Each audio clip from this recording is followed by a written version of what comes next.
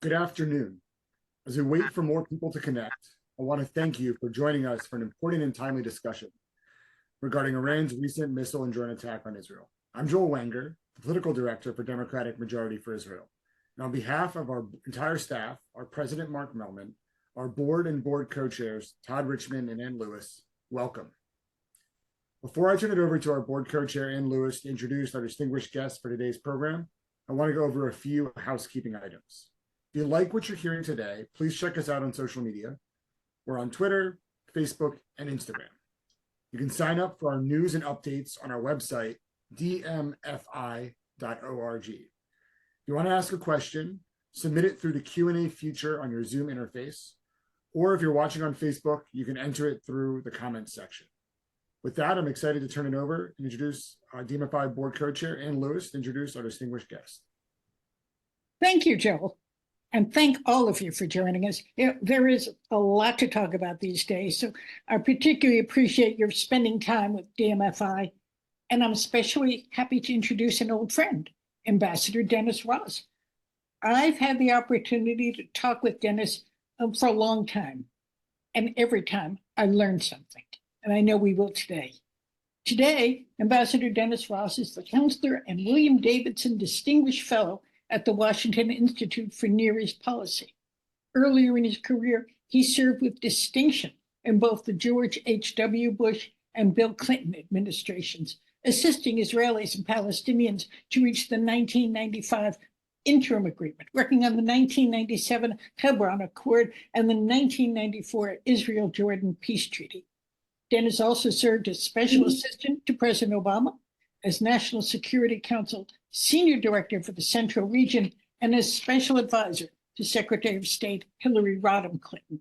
Ambassador Ross has written a number of books on the peace process, that's in his spare time, on the peace process, the Middle East and international relations, and the most recent, written with his colleague David Makovsky, is entitled Be Strong and of Good Courage, How Israel's Most Important Leaders Shaped Its Destiny, an important look at how courageous leaders can make the difference.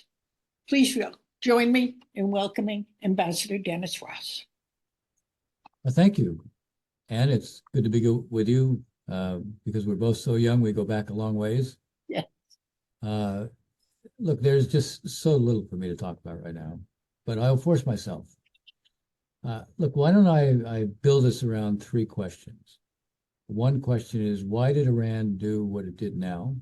Meaning, for the first time ever, it struck directly against Israel from its own territory, and obviously with a large number. I'm off screen. With a large number of cruise missiles, drones, and ballistic missiles. Second is, what do they actually do? And third, what happens now? So why do they do what they did now? On April 1, the Israelis took out General Mohammad Reza Zahidi. He was probably one of the most important operatives of the Revolutionary Guard's Quds forces, the guy who was the key liaison with Hassan Nasrallah and Hezbollah, worked very closely with them on everything they're doing. The guy probably most responsible for all trying to organize and make sure weapons and money are going into the West Bank. Big story was written about this in the New York Times. He was the linchpin of that effort. Key to what the proxy militias are doing in Iraq and Syria. So he was a pivotal player, and his deputy and most of his staff were with him in a residential building next to the main consulate, Iranian consulate in Damascus. So he was a target of opportunity for sure. And it's part of what the Israelis have conducted in terms of what they call the war between the wars. The Iranians basically are using the Quds force with Hezbollah to organize, plan, carry out threats against the Israelis. And that's why you have these Quds forces that are based in Syria. And Israel doesn't only intercept the effort by Iran to send weapons to Hezbollah and bring them into Syria, but it has repeatedly gone after Iranian forces that are there. 3 weeks before they took out Zahidi, they hit another senior Quds force general.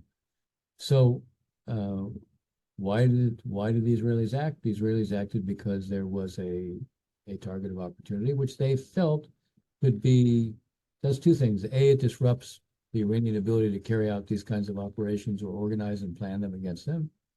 And B, it was their way of making it clear to the Iranians that this is not a cost-free enterprise. Okay, so why did Iran decide to act now when it has not done this before? I suspect there are several reasons. One of the things that Khamenei has done is create a very conservative regime in Iran.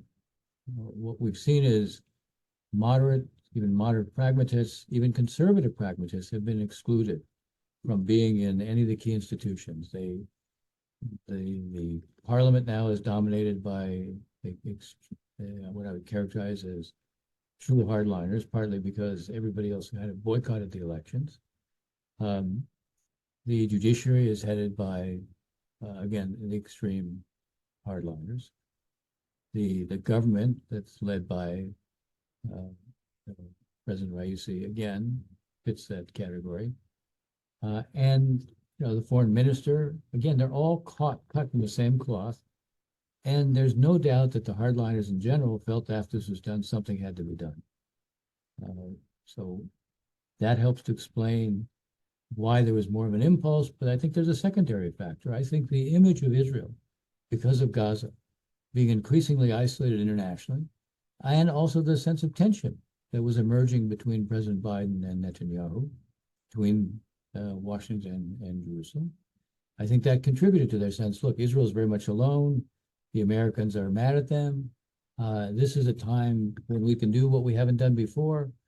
And when we do it, we'll do it in a way that allows us to change the ground rules. And the ground rules being, if Israel thinks it can go ahead and it can strike our generals and our Quds Force people who are in Syria, we're going to prove, actually, it's a new day. In fact, the truth is, it's interesting that the leader of the Iranian, the head of the Iranian military, basically had said, we've changed the paradigm, and this is their sense they've changed the paradigm. And what's interesting is obviously the need for Israel to respond. This gets us into okay, I will speak louder, although I don't know how loud I can speak, but I'll try to speak a little louder. One of the striking things for Israel is, what do you do at a time when Iran crosses the threshold? You won't have. There's a fear that you will lose your deterrent if you don't respond. From an Israeli standpoint, Iran cannot believe that it can hit Israel whenever Israel hits anybody who isn't in Iran. That's untenable, that's unacceptable, and therefore Iran has to know they will pay a price in a way that becomes deterring to them. This notion of restoring Israeli deterrence is obviously psychologically important, it's politically important as well within Israel. But there's another factor here, and that factor is there's an Israeli ethos. And it's not just about deterrence. The Israeli ethos is we defend ourselves by ourselves. Except this time, Israel didn't defend itself by itself. We played a significant role. We had General Kurilla there. Central Command did a lot of the planning. The interceptions of 1/3 of everything that was fired at Israel, primarily the cruise missiles and the drones, 1/3 were not intercepted by Israelis. 1/3 were intercepted by us and the others who were involved, including the Jordanians. Airspace, the airspace over Saudi Arabia was also used. The Saudis didn't do anything directly themselves, but obviously they contributed in a number of ways, including intelligence and also use of their airspace. So the fact is, Israel didn't do this alone. The U.S. did a lot, and now you have the U.S. saying, "Don't take this a step further because Iran says it's going to retaliate. We don't need a wider war." And so I think Israel is torn by what it should do. There are those clearly who will say we cannot put Iran in a position where they think, A, we can be pressured into not acting against them, and B, that in a sense they can do this and they don't pay a price from us. That just goes against our whole concept of who we are. That, by the way, is an argument that was made in 1991 when Saddam Hussein used Scud missiles to hit Israel. There was enormous pressure on Prime Minister Shamir to retaliate from the defense minister, Moshe Ernst, from the IDF, all making the same point about we cannot be in a position where we get hit and we don't respond, and there's a perception that others can pressure us not into responding. But at the same time, the Bush administration was saying to Shamir, there is an image and a reality of the world against Saddam Hussein. We don't want to play into his hands and make this an Arab-Israeli conflict, which will affect the coalition that we have put together. And moreover, we can take care of whatever you could hit in Iraq. You tell us what you want us to hit, you pick the targets, and we'll hit it. Now, there are obviously similarities with 1991, meaning there is an effort by the U.S. to say to the Israelis, don't do this now. You have succeeded with your defense, which has been quite remarkable. Again, to put this in perspective, over 350 cruise missiles, drones, and ballistic missiles fired at Israel. All of the cruise missiles and the drones were intercepted before they got to Israel. 1/3 by the U.S. and others. The Israelis did the rest. There were 4 ballistic missiles that got through out of 120 that were fired or launched. Now, to be fair, many of them failed in flight, which is not exactly a testament to the Iranian skills. But still, only 4 penetrated, very minor damage. I mean, they dug holes. The air bases they went after radar station in Mount Hermon. They went after 2 air bases in the Negev. Those bases never stopped operating throughout. There was very minor damage, and that's been repaired, and those bases are operating now. So the argument here is you've been remarkably successful. The focus is suddenly on Iran, not Gaza. You saw that there's benefit to being part of a regional coalition because they played a role, and it's in your interest to build this up. Powerful arguments, but we're not offering what the U.S. did in 1991. We're not offering to go and hit Iranian targets. Nobody is assuming that we would be, but I'm just saying it's a difference from 1991. Shamir chose not to act because he saw the greater strategic benefit, and he had the U.S. making clear what hit those targets. By the way, just as a point of historical fact, we were not very effective. We were never able to hit the Scuds. And yet, Shamir still made the decision that strategically Israel was better off not responding. It's hard for me to believe that Bibi, especially given the pressures from his right, will not make a decision to respond, but there's a lot of different ways to respond. He's under pressure, obviously, here. There is someone like Gideon Sa'ar, who's not in the government, left the government, but is on the right wing, basically said, let's keep our eye on what the real priority is. And he said the real priority is Gaza. Let's not shift the focus here. Let's not get into this. Let's not cost ourselves something. Let's not lose sight of what's important to us. I mean, that's interesting that someone like Sa'ar would say that. Certainly a right-winger, although not a crazy right-winger, not a messianic nationalist like Smotrich and Ben-Gvir. But that's kind of the lay of the land and the pressures that Bibi will be under. Everyone is saying in Israel there will be a response, but they're also being smart about this right now. They're saying, we will choose the time, the method, the means, and the place. That gives Israel a lot of flexibility. I think the more that Israel would think about doing something, not simply launching attacks, overt attacks against military bases in Iran, which would be an in-kind response to what the Iranians did. I think Israel would be smarter. I think it does have to respond, but it shouldn't have to rush to a response. And the response could be a massive cyber attack that shuts down most of Tehran, which Israel could do. Fact is, if you want to show as a supreme leader, you do something like this to us, we have many options, and all these options can be very costly to you. And we've done something that reminds you of just how much we can do. We can shut down Tehran.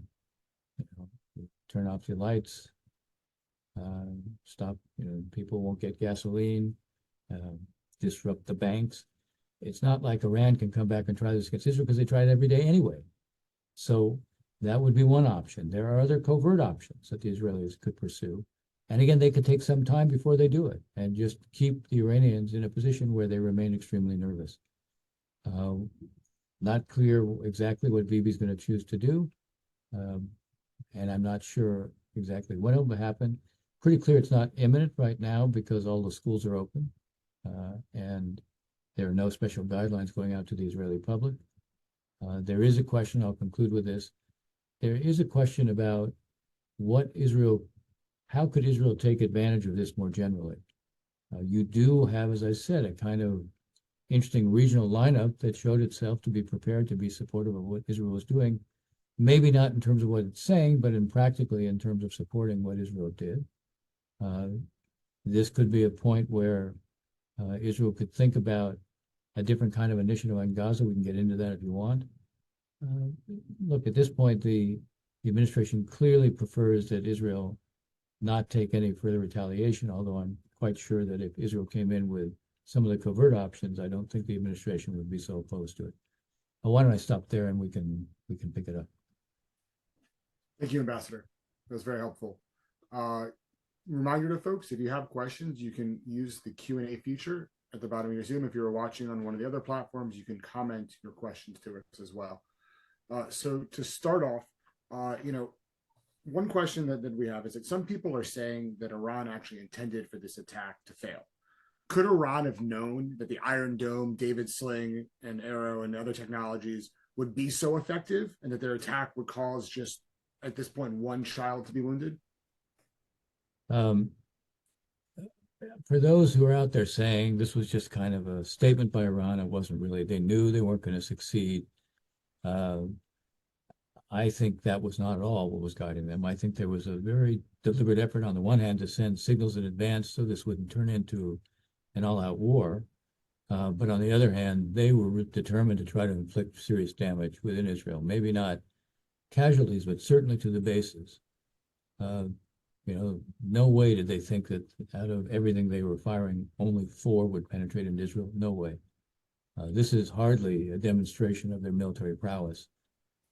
If they were going to do this, they wanted to show the significance of their military force, even if they were trying to do it in a way that wouldn't trigger an all-out war. So this notion that, well, maybe this was just a statement on their part. You don't fire 350 drones, cruise missiles, and rockets, 120 ballistic missiles, if your aim is just to sort of make a statement. If your aim is just make a statement, you fire 10 or 15 to do what they did. They were trying to create a complicated defense environment for Israel by having them have to deal with drones, cruise missiles, and ballistic missiles all coming in, designed to somehow overwhelm the Israeli defensive systems. That's what they had in mind, but they utterly failed. Thank you. We're getting a few questions around this. Some people have been saying that Israel can't really achieve its goal of dismantling and disarming Hamas. Do you believe that Israel can achieve this objective? And if so, how? Well, I think it depends, how you define the terminology. Look, when I hear that there'll be total victory, that's a slogan. That's not an objective. When I hear dismantling Hamas, if what they're saying is we're going to dismantle Hamas as a military organization, Israel has already almost achieved that. If the objective is the demilitarization of Gaza, Israel is in the process of achieving that and can achieve that. If you tie that to making sure that Gaza can't be remilitarized, if you tie that to reconstruction being contingent on Hamas not being in control and having an intrusive mechanism that ensures that there can be no diversion of material coming into Gaza for reconstruction, that is all achievable. The key for Israel is not to be in a position where Hamas still has a military capability, meaning a military infrastructure. They don't have that now. The Israelis have destroyed most of the military infrastructure. They have ended Hamas as a military already by destroying 19 of 24 battalions. When I say destroying, that doesn't mean they killed every Hamas. It doesn't mean everybody in the unit is gone. It means the unit doesn't exist anymore. It means it has no command control. It means their commanders, deputy commanders, and next junior commanders are all gone. It means there's no coherence. It means, they no longer can be producing rockets, drones, mortars, anti-tank missiles, remotely piloted grenades, all of which they were producing before in their own industrial base. Israel has basically destroyed the military infrastructure of Hamas, and they basically have destroyed Hamas as a military, but they haven't destroyed Hamas as an organization in general, politically. They haven't disarmed every Hamas member, which is impossible to do because they can't find everyone. And they haven't, because they didn't, that this wasn't thought through. They have pretty much left a vacuum, and it's not in Israel's interest to leave a vacuum. So there's a need to work for some kind of transitional period. While it's difficult for Bibi because of Smotrich and Ben-Gvir to accept the fact that a reformed PA would come back and take the place of Hamas, not immediately because the PA itself has to be reformed, but there are Arab states that are prepared to play an unprecedented role on the ground with forces in Gaza, as long as they know they're only there to be a bridge to a future where there's a Palestinian alternative to Hamas. They won't play the role if there's not a Palestinian alternative to Hamas because they don't want to go back into Gaza and be there forever. So on the one hand, long-winded answer to your question, I don't think you can dismantle Hamas as an organization, but you can succeed in dismantling them as a military so they can't be a threat again, and you can create a circumstance where they can't resume power in Gaza. But that means you need the Arabs on the ground. It means you need a Palestinian alternative as well. And that's something that, again, Israel still has to develop more of a coherent approach on. There are those within the defense ministry, including the defense minister, understand you have to have what I was just describing. I think the prime minister actually understands it as long as you don't describe it as the PA, given, who is in his government. You can't have everything you want when it comes to the framing. Thank you. Stephen asks, how likely is it that Hezbollah will start an overt war in the north while Israel is still occupied with defeating Hamas in Gaza? If Hezbollah wanted such an all-out war, it would have happened already. It's not an accident that it hasn't happened. Hezbollah is Iran's most important proxy, but unlike the other proxies, Iran will not fight to the last of Hezbollah. Hezbollah is the only place the Iranians have exported successfully the Islamic Revolution. Hezbollah is the equivalent of their Foreign Legion. They train all the other Arab militias. Not all the Iranians are fluent in Arabic. And so it is Hezbollah that plays this role. They trained Hamas. They are the ones who helped build the military-industrial base there. The Quds Force does a lot in this regard, but they actually bring people to Iran, but they always bring Hezbollah with them. So if you're looking at how the Houthis learned to be able to build a lot of their own anti-ship missiles, they're knockoffs. It's the Iranians with Hezbollah who've done it. You look at Hamas building this military-industrial base, it's mostly Hezbollah that has done it. So Hezbollah, in addition to everything I just said, Hezbollah has 150,000 rockets. And those represent a deterrent against Israel going after the Iranian nuclear infrastructure. I say all this not to say that Iran is simply telling Hezbollah don't do it. Nasrallah is also saying to the Iranians, look, my own base, the own Shia base in Iran doesn't want us to go to war with Israel. So we're going to do this in a way that ties the Israelis down. We're going to show that, we're limiting what Israel can do elsewhere because they have to pay attention to us, but we don't want an all-out war here. And there's another reason, because, Hezbollah has turned Lebanon into a failed state. And the anger of Sunni, Druze, and Christians at Hezbollah is quite strong within Lebanon. And if you have an all-out war, which is what it takes, Israel goes to war with Hezbollah. There's no limited war with Hezbollah beyond what you're seeing now.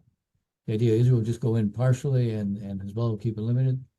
Once Israel goes in on the ground, it's very difficult to control anything after that. And there's no way that you have a war with Hezbollah where basically Israel as a country isn't shut down for 3 to 4 weeks. Hezbollah can hit Israel with 3,000 to 4,000 rockets a day. And the only way to stop that is over time, and it's on the ground. You can try to blunt it from the, with the integrated missile defense network, but the fact is the rockets that Hezbollah has cost a fraction of what the Iron Dome rockets, the David Sling missiles, and the Arrow missile cost. If this were a year from now and Israel had deployed the Iron Beam, which is a laser system that doesn't cost anything to operate, all your costs are sunk with its development, then you're really changing the equation. It's a game changer in the sense that the cost equation, it's not, today, Hezbollah with its rockets can overwhelm, can saturate the missile defense systems that Israel has. In a year, that won't be the case.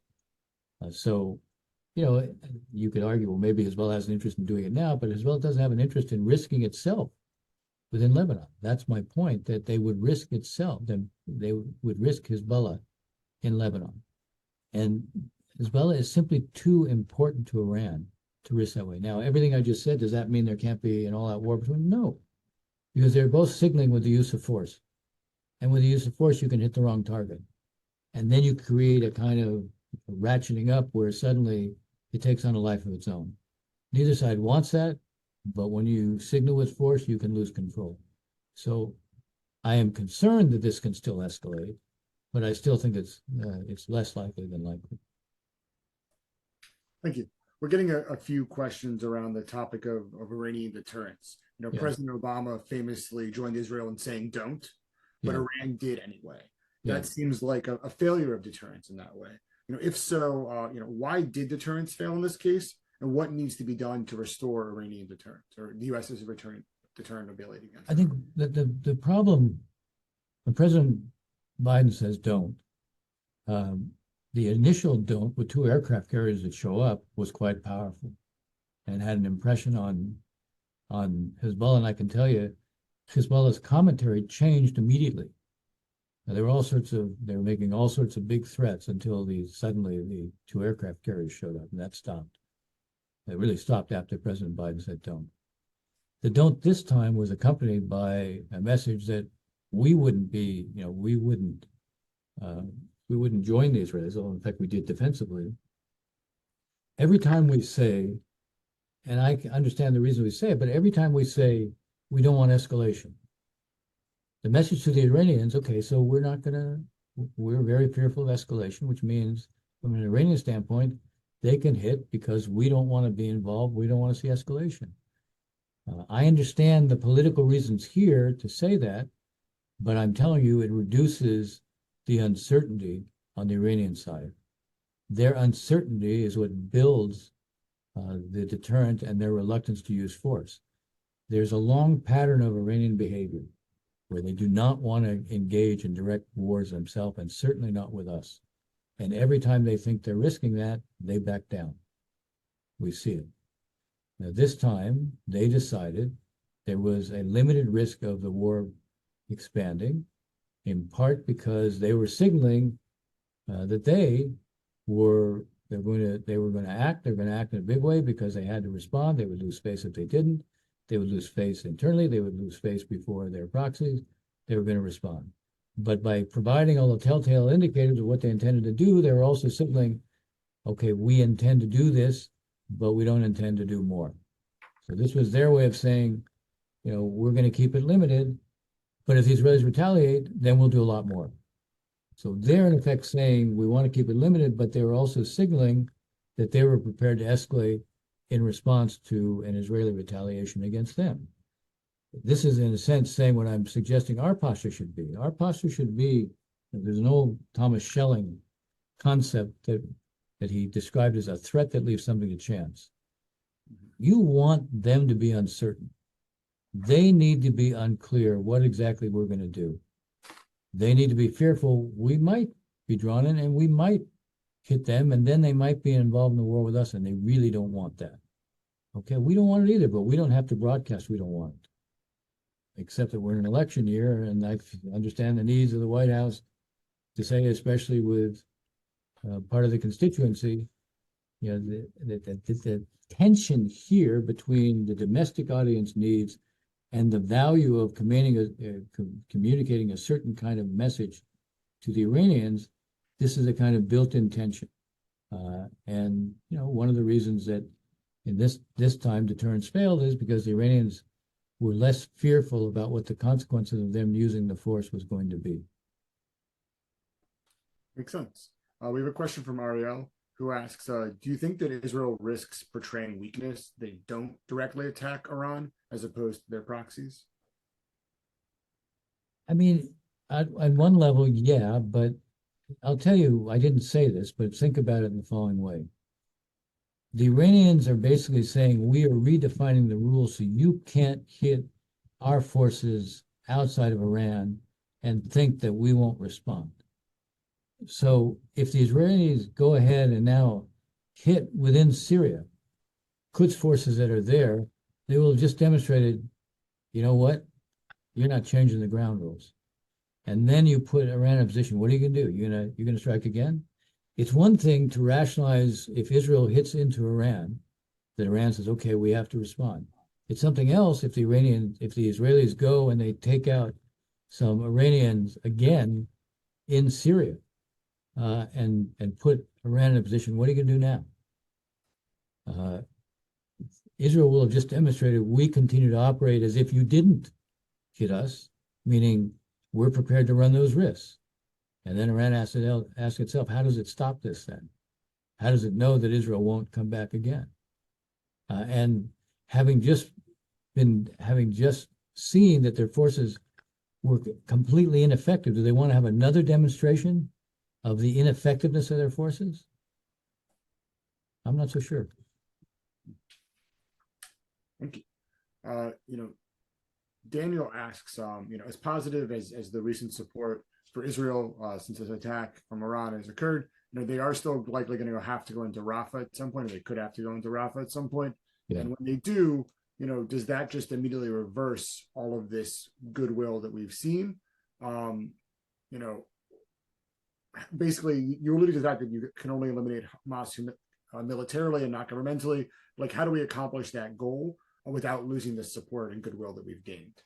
It's a challenge, but let me just remind everybody of one little fact. One of the things Bibi agreed to from the beginning is that the 1.4 million Palestinians who were crammed into Rafah, that there would be no Israeli effort to root out the 4 battalions so long as the 1.4 million were there. If Bibi were really serious about moving against Rafah, we would see the evacuation. But no serious evacuation yet. So this is not an imminent, it's not an imminent issue. I mean, the truth is, Israel, Bibi is unlikely to do what I'm about to say, but he would be very smart if he were to do it. If Bibi were to say, okay, we're going to allow the humanitarian situation in Gaza to be fixed. We're going to declare a unilateral pause. If we see Hamas trying to take advantage of the pause, we'll act against Hamas wherever we see it doing that. But we're going to have a unilateral pause. And with that unilateral pause, this can fix the humanitarian situation, create a structure there to ensure that what's going in is enough, and also that there's a distribution system that ensures that people who need it get it, and there's a security element in place to help secure the distribution as well. And he could say, look, apparently we care more about Palestinians in Gaza than Hamas does. If Hamas isn't prepared to respond to this unilateral pause. Now that pause also could give the Biden administration the ability to go to the Saudis and try to finalize the deal with them. The one thing that MBS has said is he's not walking away from wanting to do the normalization deal, but he won't do it so long as the fighting is going on in Gaza. So let's say you have that pause. Maybe that changes the equation with the Saudis. It certainly could improve the Israeli imagery internationally. It would certainly help the president, who's obviously gone out on a limb for Israel. It works against what part of his coalition for sure wants, but it certainly is something that would help the Israeli strategic position. I've written a piece where I described Israel is tactically succeeding but losing politically, because in a sense, Israel hasn't operated on the basis of the Clausewitzian notion that war is the extension of politics by other means. The whole purpose is to produce a political outcome that justifies the use of force and that guarantees that not only is Gaza never going to be a threat, but Hamas can never again be a threat to Israel. So, could Israel do what I just described? They could. I'm not confident that they will. My main point to you is that no move against Rafah is imminent because you still have maybe a few people have begun to leave to go to Han Yunis because the Israeli military pulled out of Han Yunis. There is not a very significant Israeli military presence in Gaza any longer. They had 5 divisions in Gaza. They have 1 brigade now. I mean, the level of their military activity in Gaza has slowed way down. They're not that far from, they describe 4 phases in the military campaign: the air campaign, the intense military campaign, a reduced, less intense military campaign, and a 4th phase where they would essentially withdraw from Gaza but keep a narrow buffer. We're not that far from the 4th phase.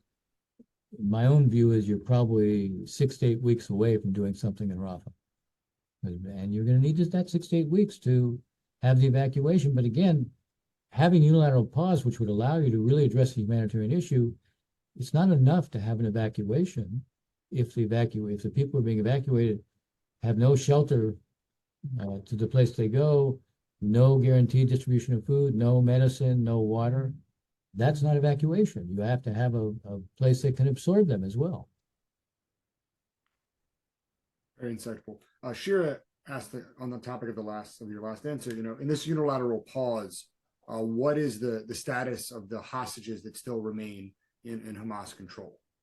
What do you see as how they're playing into this? One of the concerns I have, the administration has built a strategy around a hostage deal. Talking to Qatar and Egypt, and maybe even what they're reporting from the political leadership of Hamas is one thing. Talking to Yahya Sinwar is quite different.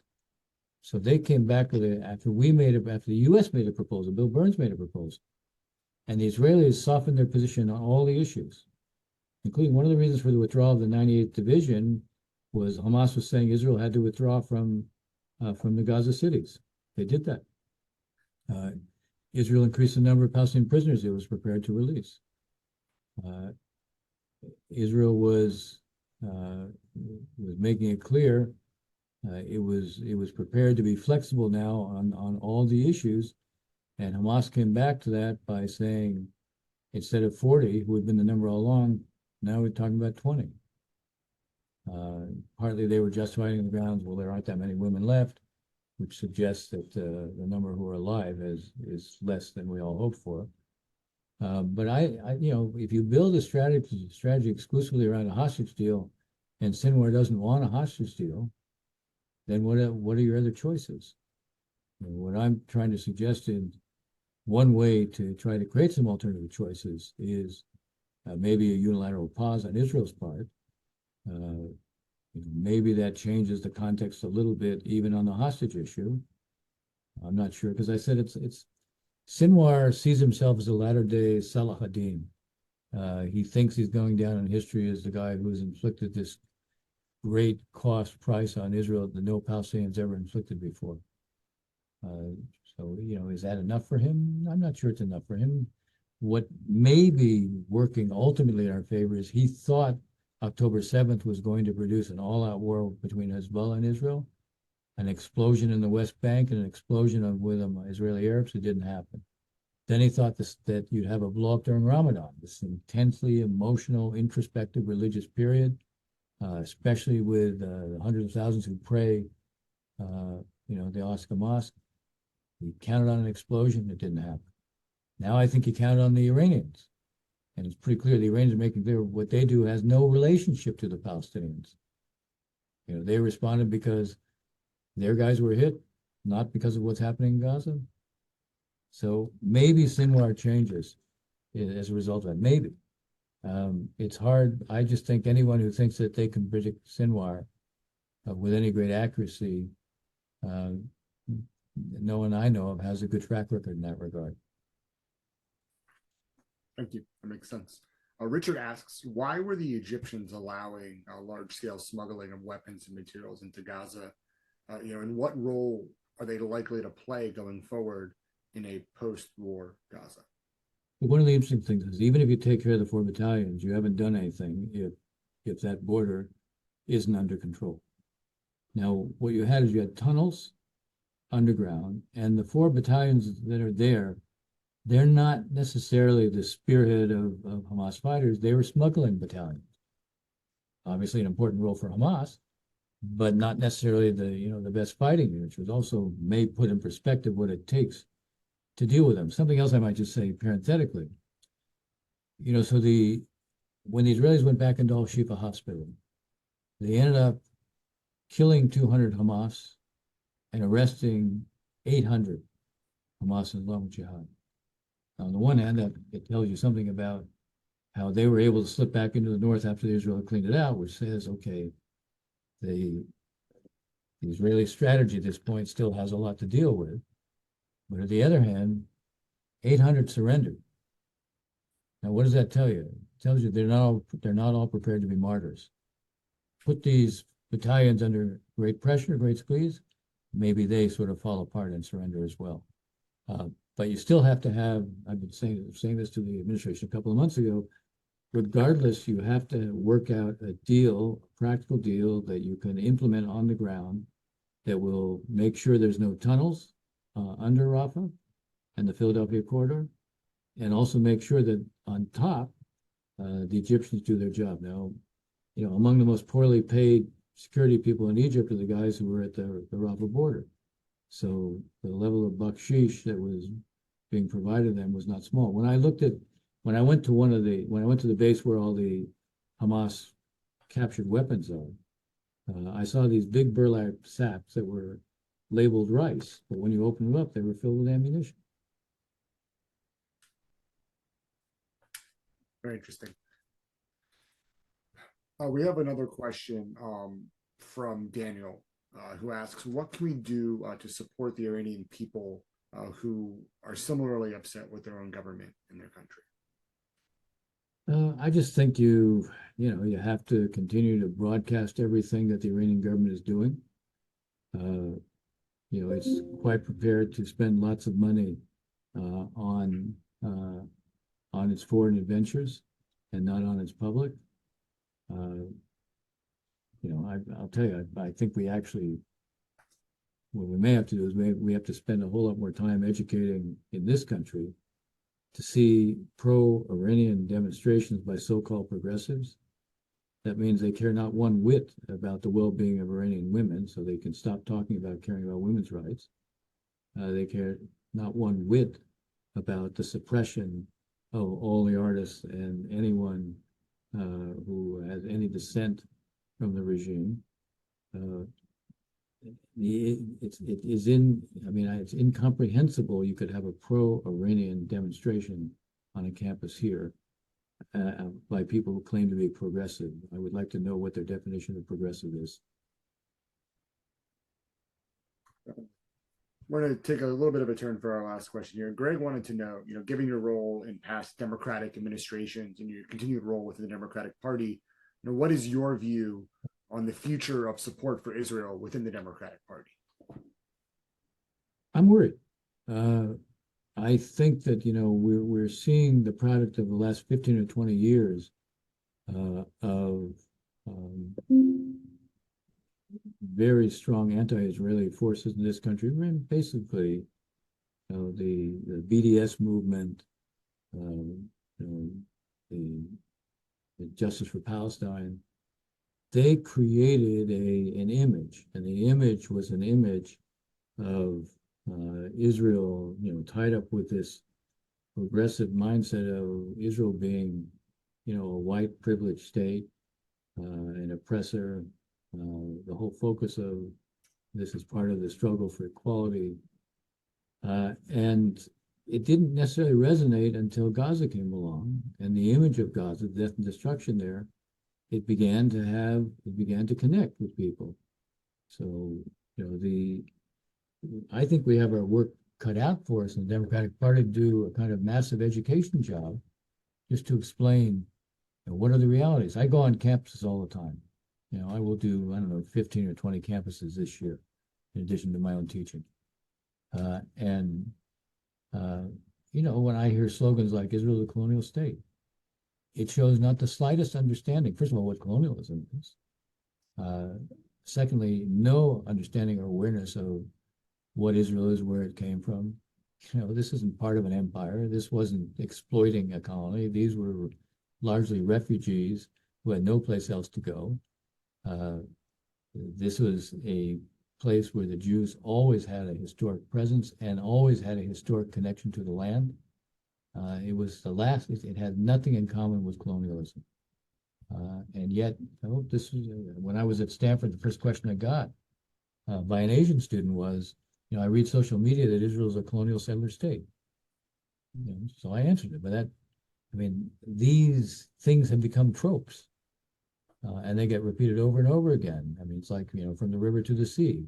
No clue as to what the river is, no clue as to what the sea is, not aware of what the implications are for what's in between.